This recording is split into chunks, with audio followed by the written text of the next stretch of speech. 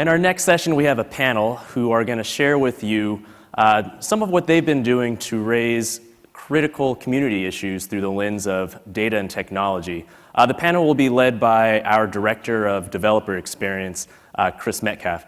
So please welcome to the stage Chris Metcalf and our panel.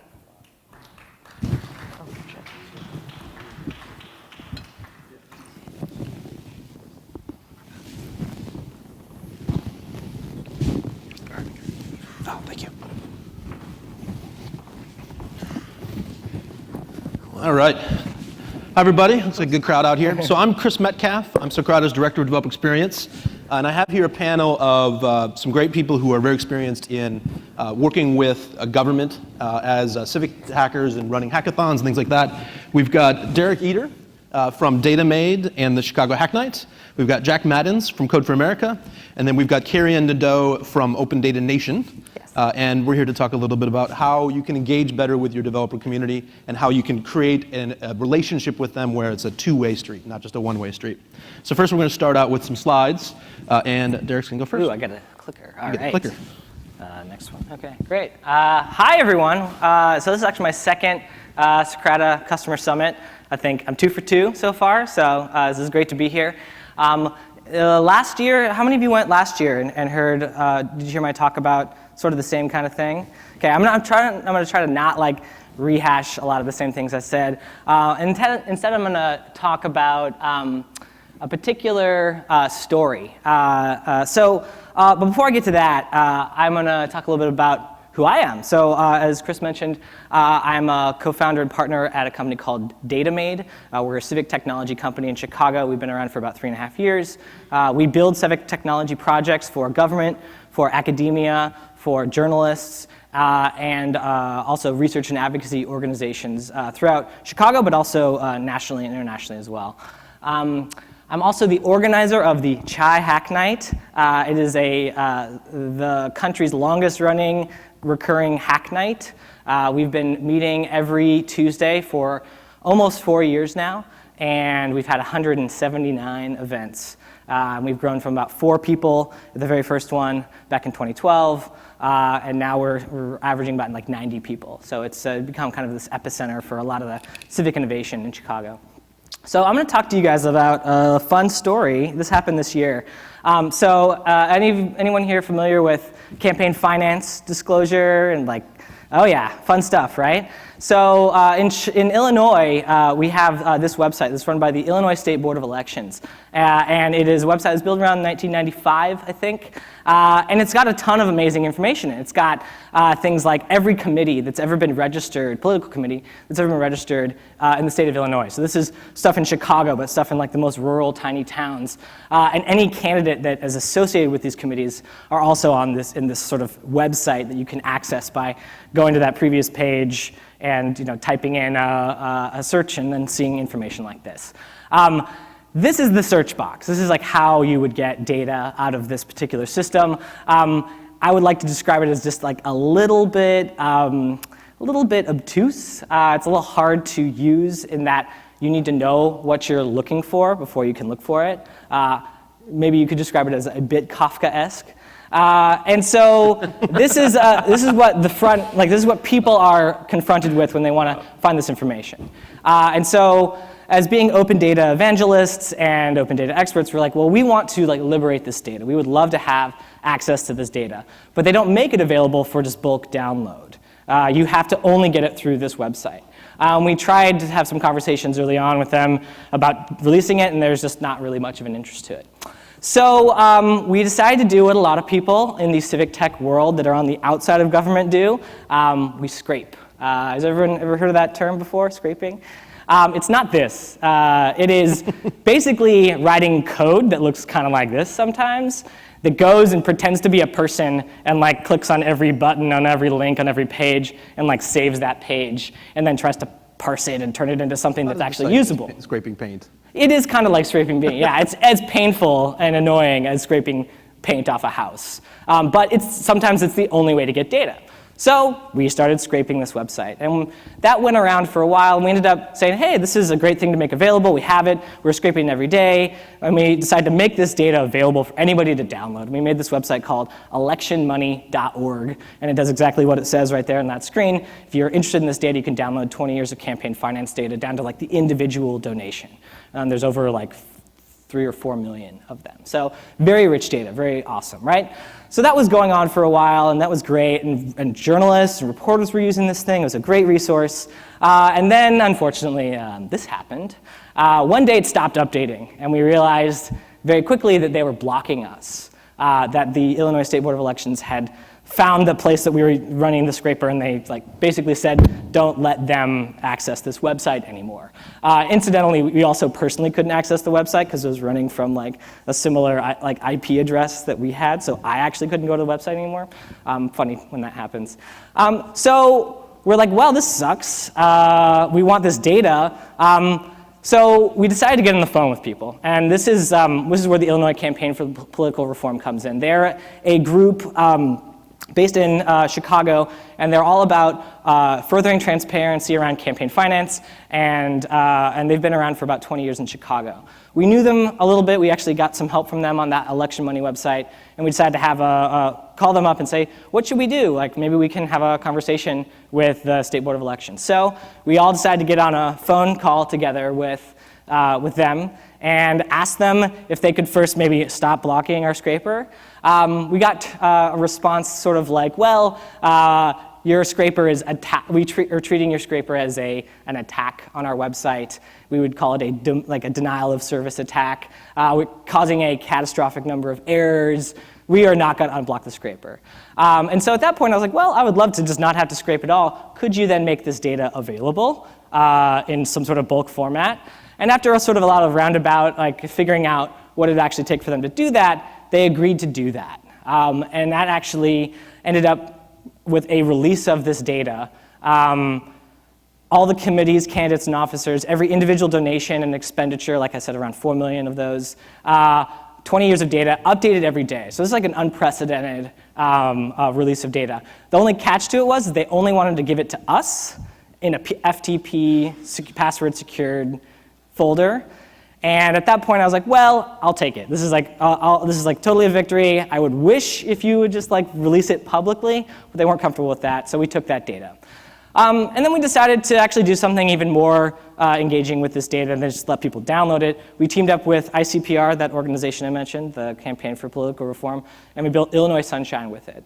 Powered by that data that was released, you can see a lot of the same information and then some that you can't see on the State Board of Elections website. You can look up, you can do a pretty powerful searching and find all the candidates and committees. You can see these cool bar charts about how much money they have. This is Ed Burke's committee. He's been an alderman for 45 years, and he has a treasure trove of money, which you can see in that chart. And the best thing about it is we asked the State Board of Elections, well, you won't make it available. Can we make it available? It's just a copy of yours. And they actually said yes. So you can go download all this data right now on this website and get the data. So it's not exactly an ideal, in no part in this story is a data portal involved. I really, really wish there was. I wish the state of Illinois actually were a little bit more proactive about trying to put this sort of stuff on the data portal. But sometimes you have to settle for this, which I still think is pretty good. So that's a little story about just trying to get data out. And yeah, I'm looking forward to talking more about it and answering any questions. Thanks. These chairs are very deep. Yeah. You kind of sink into them, and it takes a lot of effort to get out of them. So next, I'm going to talk about, originally we were supposed to have Michael Mattmiller, the CTO of the city of Seattle, here on the panel as well to talk about Hack the Commute, which is a hackathon that we helped with in Seattle. He had to go back to Seattle kind of for an emergency to defend his IT budgets to the city council. So he's not going to be able to do it. So I'm going to be your Michael Mattmiller impersonation today and talk a little bit about Seattle Hack the Commute. So in Seattle, we're kind of going through a second gold rush. Seattle was founded on the Alaskan gold rush, and now we're going through this tech rush where, much like San Francisco, There's huge job growth, especially in South Lake Union around Amazon, tons of construction, a lot of people commuting into the city. Seattle traditionally has really bad traffic. Now we have even worse traffic. The city has to scale all of its services to meet those needs. The taxes aren't growing fast enough to build the actual infrastructure that we need, and these things are all distributed across multiple systems. And they're trying to figure out, in the face of all this construction and all this traffic and all this growth in Seattle, how we basically keep from becoming San Francisco. We want to avoid the San Francisco problem. And one of the biggest problems was commuting and getting people to ride public transit and getting people to engage with these other transit options other than just driving. So what can the government do? So what Seattle did with Hack the Commute is they actually did what I think is probably one of the best examples of a hackathon that really engaged with the developer community that I've seen in a long time. They had, what you see here is, the picture is from a kickoff event that they did about 2 or 3 months before the event. They engaged with Code for Seattle, known as Open Seattle, started talking about what data they needed, had them kind of co-organize the hackathon, so it was a shared effort between the city and the developer community. The developer community not only helped identify the data sets, but also load the data sets.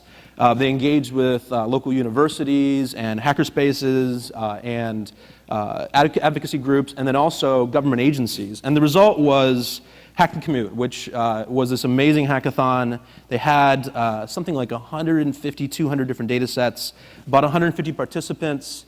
And also one of the things that I thought was really inspiring and awesome about it is they also had about 20 or 25 government employees who came not only for the kickoff on Friday night, but actually stuck around for the whole weekend.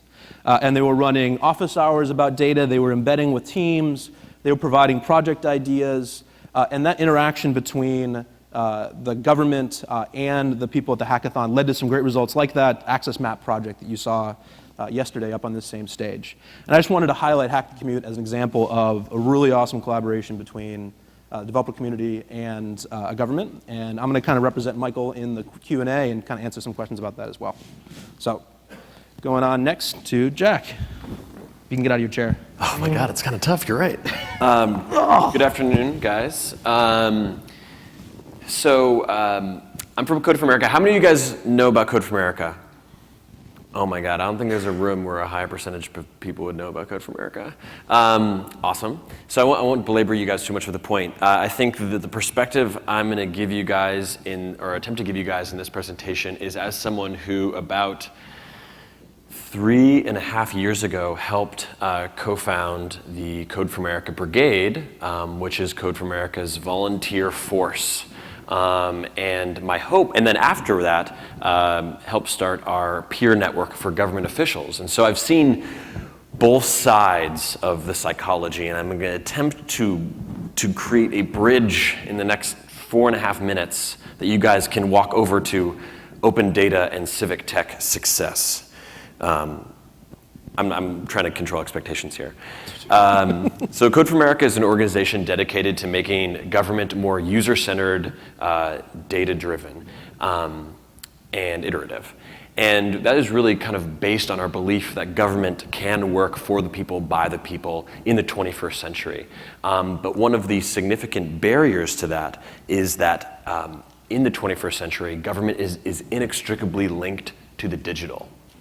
And that has created a gap from some legacy process, legacy technology, and requires a reorienting of the way that we think about service to residents who now have surpassing expectations of the services that we get them.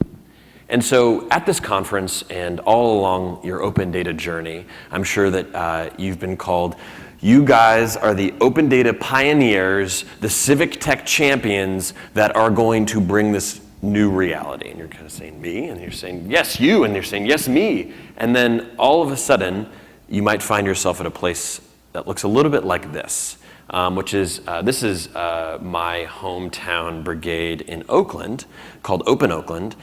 And so you're sitting here, you've worked probably all day, probably from early in the morning. It's like 6:37. You just ate like 2 slices of cold pizza. and like had a beer, and you're like, what the hell am I doing here? And it's your job to try and make a bridge into this group and help and get them to help you span the gap in where the technological capability of your city might be. And I'm here to tell you that you can do it. And the inspiration I'm going to draw on here is a fantastic Medium post from a woman named Lauren Ancona, who is a civic hacker in the city of Philadelphia. And she wrote a post called Stop Waiting for Permission about her journey in civic hacking, which is that 2011 Code for America, our first fellowship, one of our first fellowships was in Philadelphia, and she went to a hackathon. And was, she learned about it at an Ignite, actually, from one of our fellows. And they invited her to come to a hackathon. And she had never really, she's a marketer, had never really been particularly engaged in the civic process, but she really cared a lot about the schools and education in Philadelphia. And at her first hackathon, she created a map visualizing the school budget. And she was hooked. And she said, it gave me a sense that I could do something with my skills, the limited HTML and CSS that she knew as a marketer. She paired with someone who knew D3 to create this visualization, and she felt like she was hooked. And then she encountered a problem that she often had, and a lot of her friends had, which is that she didn't understand where could you park in Philadelphia. And so at another hackathon over another weekend, she took a stab at some JavaScript and created a parking map. And now what's interesting about this map is it looks relatively simple, is that by Monday, it had gotten 17,000 views, and the parking authority was calling her. And all of a sudden, Lauren Ancona was giving the Philadelphia Parking Authority tips about how they could make their data more accessible. And that's when she started thinking, wow, there is a huge role that I can play here. And she felt incredibly fulfilled with what she could be doing for her city. And when she found out that the office of the Open Data Office had a new position opening up, she thought, could I really go work for that? And she came to the Code for America Summit. She was talking to a woman named Susan Crawford. She said, God, could I really work in government? And she said, yes, you can. You just have to stay joyful and optimistic. And now, today, she is working on a project called alpha.phila.gov with the Philadelphia web team. And she loves her job. And so this is a little bit of the psychology you can see there if you trace back to it. Like, what are the moments of inspiration? And who else was there that was able to pull Lauren Ancona in? Luckily, she had Mark Head, who is the CDO of Philadelphia, and was played a fantastic anchor role for them in creating space and getting them the data and answering questions about the data. And that's a lot of what it takes. And so lucky for you guys is that the brigade has grown into a very, very, very big force. There are over 35,000 people who are signed up on our meetup page. There are 126 brigades that meet regularly. And so that's the challenge to you guys, is how do we build a bridge to them? And they're working on some fantastic stuff. So a little bit of a fireworks show here in rapid fire is, this is a day in the life of an NYC taxi. And basically every time you open it, it takes a unique view of a taxi going through New York City. It's kind of fun. MBTA Ninja crowdsources the delays from real T riders in real time. So you can, you don't have to wait for the transit authority to tell you it's delayed. You actually get updates from your fellow riders. This is OpenOakland did a budget visualization. And this is a visualization that shows what are the neighborhoods that are most at risk for not having smoke alarms. This is a park equity map that shows what are the neighborhoods that are least likely to have access to a park. And finally, this is a project that we actually run out of Code for America called the US Open Data Census, which has brigades and volunteers help cities judge the accessibility of their data and puts them on a list, so then you guys can get to the top of the list and tell your boss, we're at the top of this nationwide list, which sometimes helps. And so each of these stories, there is a Lauren, and there is a Mark in each of them. And in each of them, there were connections that were made, there were questions that were answered, there was patience that was given for these folks. And so the one final story I'll tell about a really cool project that involved a lot of cooperation. This is my city's website, www.oaklandnet.com. It's kind of embarrassing. It could use a little work.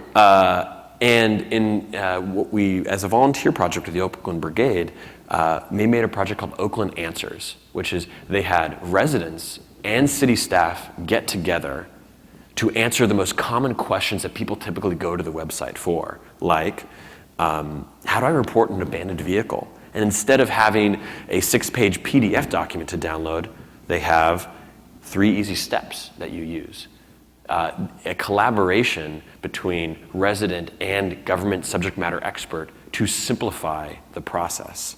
A fantastic day. And so there's about 30 quick answers and actually a few of the web services that we pull into this site now. And that was just a volunteer project, and it has led us to a org-wide initiative that we had at Code for America called the Digital Front Door Initiative, which is basically trying to draw attention to the fact that your city website is your digital front door. Not only for the technorati who do not want to come to City Hall or navigate through a Byzantine process, but also for folks who do not have the time to get to City Hall, who can access city services. And so, in closing, I say, how to engage, be available and interested. 2, civic hackers are the early adopters of your open data. Mark Leach is one of my open data heroes in Albuquerque, New Mexico, and he does not he does not agree to open up a data set until there's a viable consumer of that data, which is a very interesting way to ensure that the data quality is there, because you have someone on the receiving end of it who's saying, this is great or this is crap. Accessing your no is very important, which is to say, if someone has a really crazy idea, don't just have to wave people on. Access your no and know that you can say, hey, maybe let me reframe this a little bit. Let me get in touch with you. And being an anchor, for instance, in OpenOakland, our anchor was Nicole Nedich, who found us a way. We didn't have a venue to stay at. And so she was like, hey, do you want to meet in City Hall every Tuesday? And so now all of a sudden, there's about 30 civic hackers that meet in City Hall every week. And whenever their friends ask them where they're going, they say, I'm going to City Hall, which I think is pretty powerful. And finally, the last one that I'll add on here is connect the nerds to the nerds. When Lauren Ancona was able to talk directly to the parking authority, I've seen this happen a billion times. When civic hackers talk to the subject matter experts in government who deal with those business processes every day, you get the collision of nerd on nerd. And it is fantastic, and it's like a supernova. And so whenever you can do that, make that possible. Thank you guys so much.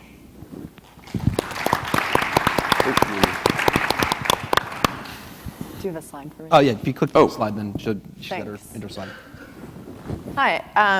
So I'll start by asking the same question. How many of you have heard of Open Data Nation?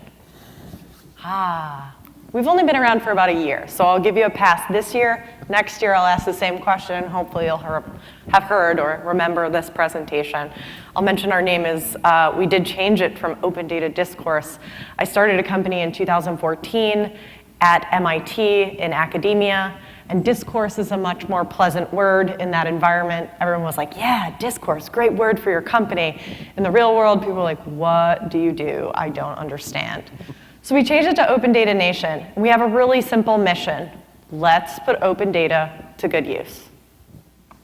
Everybody in this room has published data. Now what? What are you going to do with it? How are you going to put it to good use? We've got treasure troves of data. I did a calculation about a week ago that there's 119% growth or something like this, crazy numbers of growth of data sets online in the last 5 years, proliferating the number. But the number of applications of that data to engage residents, to make better decisions, for our cities to run more efficiently or effectively, are few and far between. The open data movement is transitioning from a stage where we just publish data for the sake of publishing it to a place where the leaders in this sector are thinking, how can I use this to do my job better, to make my city better? So that's where Open Data Nation comes in. We're a consulting company, we're a social benefit company, so we have a double bottom line. Every year we're legally responsible for talking about how we have social impact. And what we do, we offer 3 things: courses, trainings, and analytics. We pick these things in direct response to what we heard from you all, kind of innovators in government, and those responsible for publishing open data. So to give you an example of one project that we've done in each one of those streams. So along the courses stream, we're teaching new populations, new voices, engaging people in courses that teach data analytics and host events to invite those people to interact with you, those who publish data. So as an example, we've worked with the city of Cambridge, Massachusetts last year. They were launching their open data portal for the first time. They were really afraid that they would publish data on a website that no one would ever look at.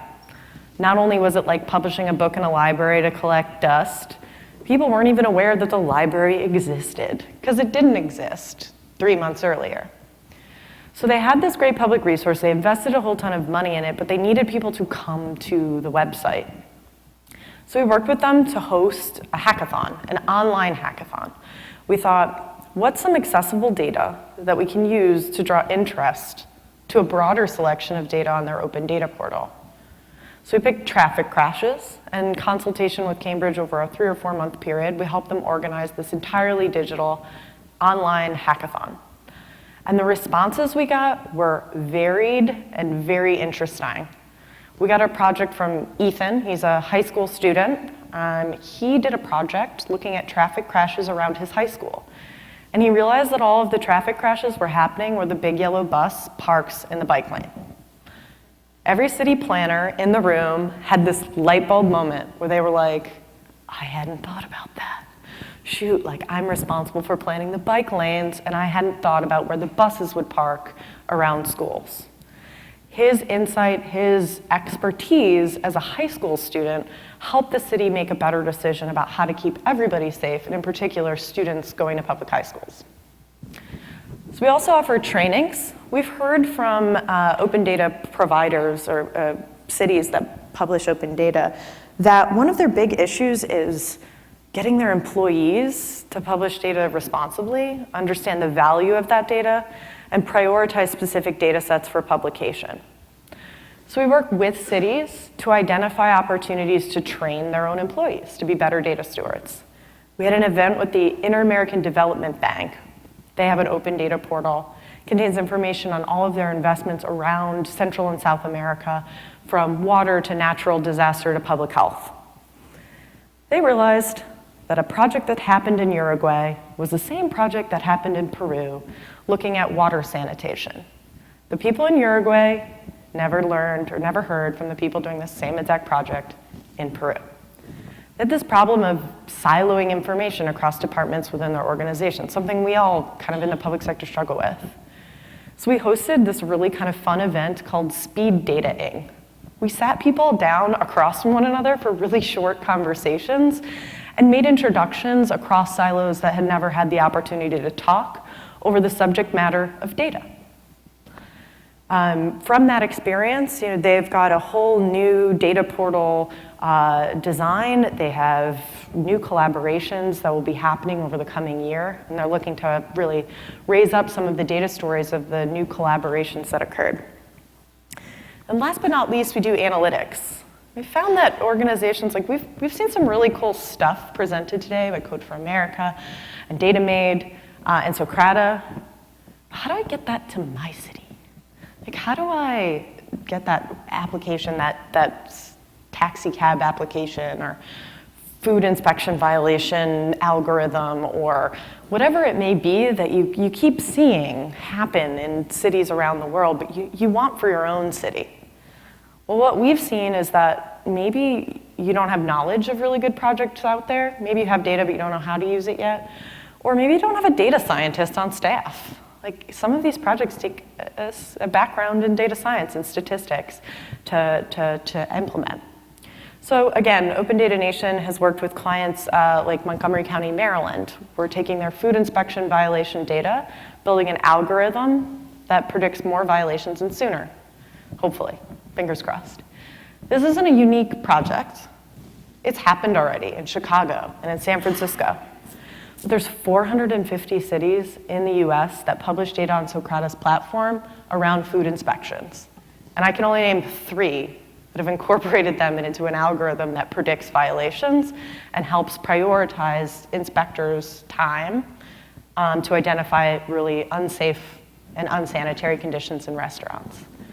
So we're helping cities transition from the cool stuff that you see on stage and happening in the city of the neighbor sitting next to you, and bring it to your city, providing the consultation and the strategy that you need to develop communications plans, to develop algorithms, to develop engagement strategies, to host hackathons. Again, my company is called Open Data Nation. I'm really looking forward to your questions about how we actually do some of this stuff. We'd love to chat after as well.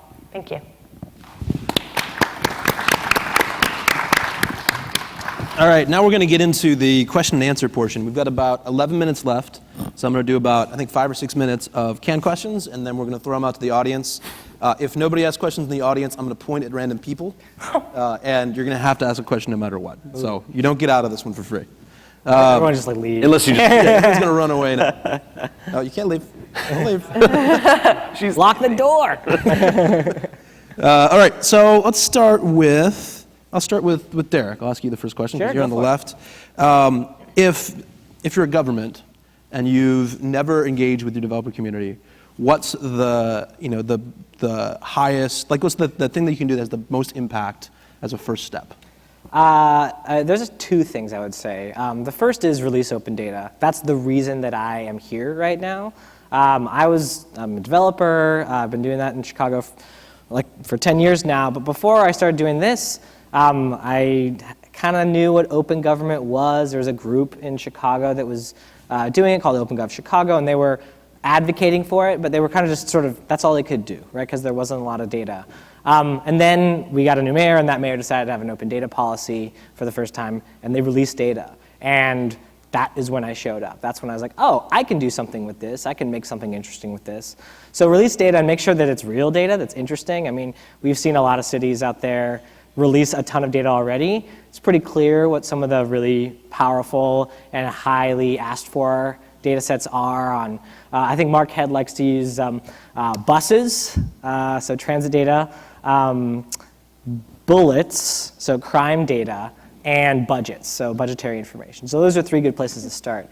The other one is, my second piece of advice would be, there is very likely to be groups that are at least sort of interested in this stuff already meeting in your city. Go to them, like literally physically go there and meet them.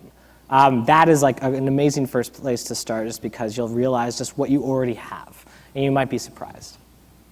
Very cool. All right, I'll direct the next one to Jack, since he is in the middle. I'm going to tweak the question a little bit here. If you're government, you see the awesome stuff that like a brigade builds, or you have a problem you want to solve. What are some of the best ways those governments can communicate those needs to their developer community? Well, going is a great one. Again, I would just like add to Derek's thing, is like everyone in that room is going to feel really cool if they have a person, if an official from the city is there. Like, you will be treated a little bit like a celebrity. Not a lot, but a little bit. And you'll and so that is one of the most fantastic ways, and they'll probably even like ask you to speak. And so going prepared with things that I would identify as needs is great. Another way is to let people across your city know that you are going to that venue and ask them what they would want, because they might not want to go to a hack night, but they're happy that you are, and they'll give you stuff that is a pain in the ass for them to deal with on a regular basis. And it's those pains in butts that honestly make some of the best civic tech projects. So let's go down that thread. That's an interesting thread to talk about. What kinds of people should be sent to events like this? What kind of personas? Like what government employees? So the reason why I said, and I'm kind of regretting saying nerd on nerd now, was we organized. That as a hashtag. Yeah, I know. We organized the first city camp in Oakland, and one of the most amazing moments was when there was a developer talking to the head of the city's recycling project. And this guy was, so intensely and deeply talking about the study that they had done to see who recycles on every block. And I could just see this developer's eyes lighting up with that level of information. Oftentimes, I'm a generalist. Oftentimes it's generalists in these positions that are managing these products.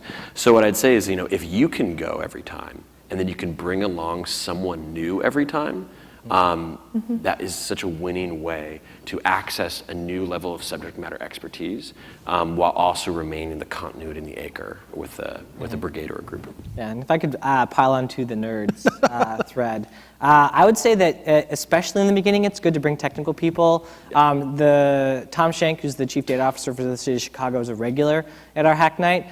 He showed up before he was even a city employee. We kind of like to say that he was ours before he worked for the city. So that's pretty important in the beginning. There's a lot, and I would say that it's important because it depends on what you want to accomplish, right? If it's about talking about the data that's available, and oftentimes that's what Tom does when he shows up. And John Levy, who's here at the conference, who works with Tom, they show up and to act as sort of that liaison person to say, if someone has questions about a data set, or if they have data that they're announcing, they announce it at the hack night. And they're there to answer questions because data never speaks for itself. And they can also relay you to the right people inside government, right? The folks who can't make it there. I would also say that now, that we've gotten a little bit further down the road, again, we've been doing this for almost 4 years now, we want more than just developers. Developers are great, but they're one slice of it. We need the policy people. We need the people who understand the broad implications of it. Developers oftentimes have really cool and innovative ideas. Also, they sometimes have really bad ideas. And so it's important to have a mix of inputs from folks in city and outside government to just come up with ideas together, right? Because it really, broadening that just makes it much more possible for really awesome things to get built. Carey, looks like you want to jump in. Oh, I do, absolutely. This hits a heartstring for me. In our experience organizing a hackathon, not saying that a hackathon is necessarily the solution to the problem, but in our experience in organizing a hackathon, being proactive about reaching out to communities that don't typically attend necessarily a Code for America Brigade event.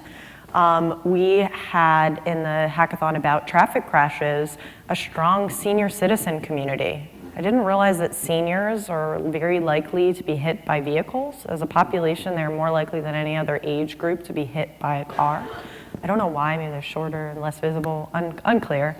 That's why you help old ladies cross. That's why you should. You should be a good citizen. We also had a high school student I just mentioned. We are actively, as an organization, looking to open a physical location in Ward 7 and 8 here in the District of Columbia, because civic technologists are great, but they're a very, very small slice of society and a very small perspective, a very narrow window of a perspective. They don't necessarily have intimate connections to the experience of going to a food pantry or applying for food stamps. They may be able to build you a mobile application to clarify that process or explain to a public-facing, public audience how they can go about making better decisions. But you still need to engage the people for whom that directly implicates their actual lives. Do the user research to understand their experience before you look to slap on a solution. So a hackathon is one way to go about recruiting those people to come to you, but being kind of a public presence and suggesting and convening people around issue areas. The seniors will seek you out. The high school students will seek you out if you put your face out there as somebody who's interested in starting a conversation. Very cool. Very cool. Yeah, I will just add on one little thing to that. So people with the problems, that's critical to have in an event. But then also people with the data who have the permission to release data. There's nothing as cool as being at an event where someone needs a data set that isn't out yet, and you've got the data owner at the event, and they can be like, oh, I have that data, and then they release it. Like the effect that has on that group is really, really inspiring. It's like an album dropping. Yeah, You exactly. get, like the sneak peek. There's one thing I wanted to add to this in the role of anchor and bringing your subject matter experts to these venues is also, playing air traffic controller and encouraging that subject matter expert to bring in their own external stakeholders. And so they can be the people that bring in people who have those problems. And ideally, it's not just people who have the problems, it's the helpers. Because the helpers are often the furthest extended folks who can really, with better technology, be a force multiplier. Very cool. We're getting a little short on time. We got about 2 minutes, so we'll take a couple questions. Anybody have a question from the audience? I'm going to point at people. Okay, Steve Ellsworth, you have to ask a question now. I told you I was going to put somebody on the spot. You've done a lot of hackathons with me, Steve. Someone save Steve. We have some actual hands being raised now. Wow, that's what it takes. It doesn't help to have a plant if they don't know they're the plant. We have a real... right in the back there. Yeah, on the example from the Chicago board, or the Illinois board. Yeah. Had you approached them initially before you started scraping it? Yeah. Hey, can we get this? And was it it sounds like from the case study, it was sort of like, we'll do this first, and then kind of put pressure on you to release it. Yeah, we did have some conversations. They honestly didn't go very well or very far. And I gave that example because that is the same pattern I see. I've experienced that pattern many, many times. I've seen other folks experience that pattern. If you've ever heard of the website EveryBlock, that's how they were founded, scraping websites. So I gave that example because it's so common, and it's a classic example of basically asking for forgiveness, not permission, right? You kind of just have to go out and do it sometimes and get the data, demonstrate what could be done with it and why it should be released to get released, right? So it's happens a lot, not just in Chicago. It's really a chicken and egg problem with open data, where if you don't have a solution, if there's not a reason perceived for needing the data, it's tough to get the data out. Yeah. Sometimes being the chicken or the egg, whichever one Right. comes first, is better. Yeah. The government getting the Right. data out. And it's also kind of the other side of Carey Ann's point about what do I do with this data now that I've released it. There's also data out there that people are desperate for. So desperate that will take this really, really hard, they make all this really massive effort to get data. And so that's oftentimes a place to look, right? Look at your FOIA logs and see who keeps asking for the same data over and over again, or what data keeps getting asked, and who's scraping it, right? And sometimes that's the data that's maybe not the easiest to release politically, or it might be stuff that's a little bit sensitive. I mean, campaign finance stuff in Chicago, some people probably would rather you didn't poke around with that, right? But oftentimes that's what people want. And as some of the reporters from the Chicago Tribune say, transparency is not supposed to be easy. It's not transparency unless it's like a little painful. Very cool. Well, I see Marcus looking at me right now. I think we need to go. I want to thank everybody for their attendance and attention, and thank my awesome panel for their help. For Jack and Carey Ann, this is actually their second panel of the day. They're on like a panel tour of DC. Together, too. Together, yeah. They were on the same panel this morning. Yeah, right. I mean, come on. What Keep are we it doing? going. Right? Yeah. Let's go to the All next right, panel. thanks, everyone.